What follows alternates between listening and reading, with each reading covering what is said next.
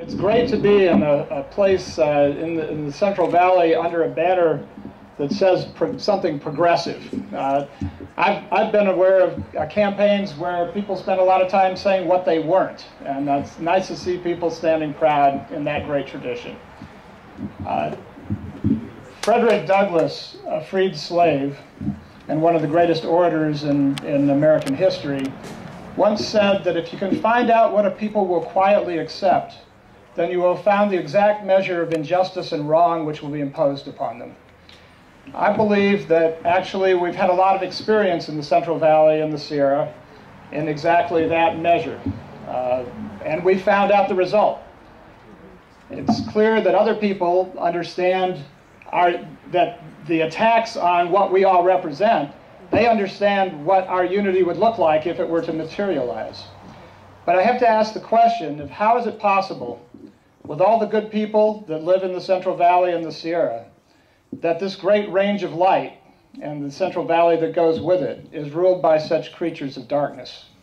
And I've been asking this question to a lot of people. I did when I was running for election, and I do so today, realizing that our congressional delegation, especially in my area, I'm represented by Tom McClintock.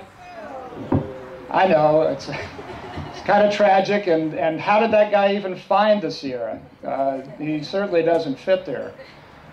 But I've got, in asking that question, I've had a lot of people give me explanations that I'm not sure I agree with, but I'm going to read them to you. Some people say that our area is inherently conservative. And that was true in my district when I ran for office. In fact, the Democratic Party did not endorse me. Every office holder, elected office holder, Democrat and Republican, actually endorsed my opponent. The reason for that was they believed that somebody like me could never be elected as a Board of Supervisor in Calaveras County. And it is true that in my district there were only 31% Democrats registered, and that looked on paper pretty bad. I won my first term by a landslide, and my second term by 70% against well-financed opposition. Now, is that a fluke? Is that something that's weird? Or does that put the lie to the idea that rural people are inherently conservative? I leave it to you to judge, and we'll talk about that in a minute. I've also heard this, that people are apathetic, beat down, whipped, and that's why people don't vote, that there's no hope left in our areas. I don't believe that one either, but a lot of people say it.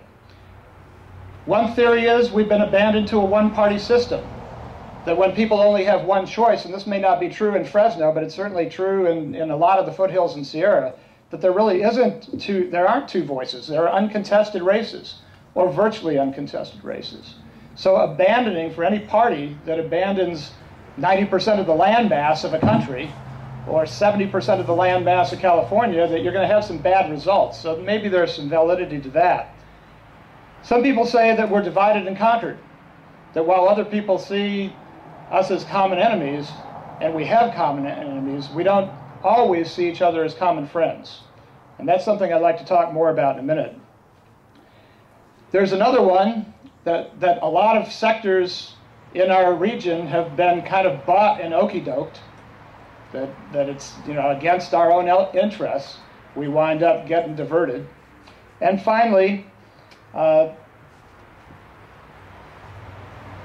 they're believing that there is a belief in a form of electoral immaculate conception, that we keep on running people who show up on the last day of the eligibility to file, that we don't prepare ourselves effectively, and somehow think that somebody who's never held office before can be a congressperson. For instance, we do that against McClintock. He has a couple of $1 million in the bank before the election starts, and we're going in with $1.50 in our pocket and sallying forth into what I consider to be a burnt offering and suicide mission. Now, these are all theories of why we're not in charge of our own territory here. But I'd like to that's old news. And I actually don't care which one of those theories or any of them hold truth, because there's a greater truth here. The people of the Central Valley and the people of the Sierra are inherently good people. They inherently have a sense of community and a sense of place. And it's true that we have finally, in Measure G and other things like that, found that we have common ground even when we've found ways to disagree with each other along the way. But what are the components of a progressive coalition? We use the word frequently, but are we building organizations that are truly reflective of a rural progressive community?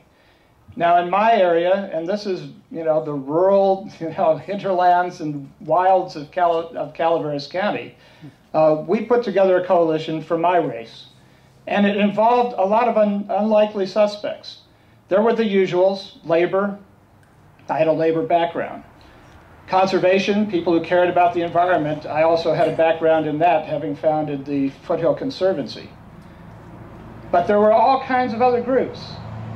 Anybody who cares about health and human services, anybody who's trying to educate kids, anybody who tries to deal with the issues of mental health, recovery from drugs and alcohol addiction, anybody who's involved in the trenches in trying to make sure that we have a decent human services effort at all. People who care that government works. I never thought I'd live to see the day where the big argument was between people who actually wanted government to fail and people who wanted to work, but that's a whole lot of people on our end of that argument, I would hope. You can see what's happened in the last few weeks and how embarrassing this has been for democracy and for people who care. Folks involved in faith-based organizations, Habitat for Humanity, people trying to make a better world. Veterans who come back after a lot of rah-rah to a place where it's hard to get a job. People who care about planning, people who care about land use, people who care about the environment and what we're doing to it. People who care about decent agriculture so we're not poisoning ourselves. Small farmers. People keep talking about ag as an enemy. Well, it is when it turns into a corporate venture, and it is true that ag has been problematic in terms of its funding for people who are not on the progressive end of things.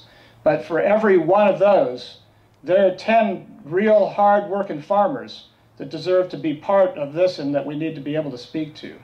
I could go on forever about the people who ought to be in this, but my view is the world is no longer a question of an ideological divide, but it's between people who want to make it a better world and people who don't. And the folks in the former category are the ones that should be part of a progressive coalition anywhere. Take a look at the districts coming up for election in this county. You've got more than 70% in 2 Board of Supervisors districts that are from immigrant communities. The labor densities are huge. The number of people who have been involved in local efforts in community and neighborhood issues is magnificent. And yet somehow that has been ruled, again, creatures of darkness. How could Larson and Case have maintained themselves in these 2 districts? So it's a brand new day. What I can tell you is, from traveling from Shasta County all the way down to Tulare and talking with groups like this, that this is a new day in the Valley, that people are finding that there's reason for change. Labor, when they got a guy like Dylan talking about what he's talking about here, about finding common ground, about uniting around Measure G, that's a real good sign. It's also good to see somebody under 60 in the room. Couldn't tell, huh? But each one of you comes from some area of concern or you wouldn't be here. The question is, can you see yourselves in the same way that your enemies have already pegged you? Because the things we care about, the whole value system that brings us to meetings like this, are under a level of attack that is unprecedented in my lifetime. And my hope is that we will take a look at who actually lives here and stop misnaming it as conservative. Stop dividing ourselves so that we're only talking about one or another of our issues, and begin to support candidates. And when does a community like this have a chance to vote for an iconic leader of the Hmong community nationwide? When has that ever happened around here? Is that a moment that people could actually rise to the occasion? Is it a time for us to overcome the divisions? I personally don't give, my district, we fought between loggers and environmentalists, and we're the most litigated area of California for a long time. When we finally got leadership that called people together, we found that we could actually renew, all our mills had closed, but we found that we could renew our forest-based economy by stewardship of our watershed, by restoration of forests that had been destroyed or threatened to burn, that we could put people back to work in cogeneration plants using wood waste to do electricity. There's a solution like that for every single issue facing the valley. And in my, we fight over rendering plants, we fight over air, we fight over water quality. It is time, truly, to get over our differences and find the common ground that's already being imposed upon us by our enemies. It's not good enough to know, however, who we're against. It's time to articulate and rally to what we're for. Care enough about each other to do that, and this will be your county, this will be your city, this will be our region, and once again we can call it the range of light. Thank you.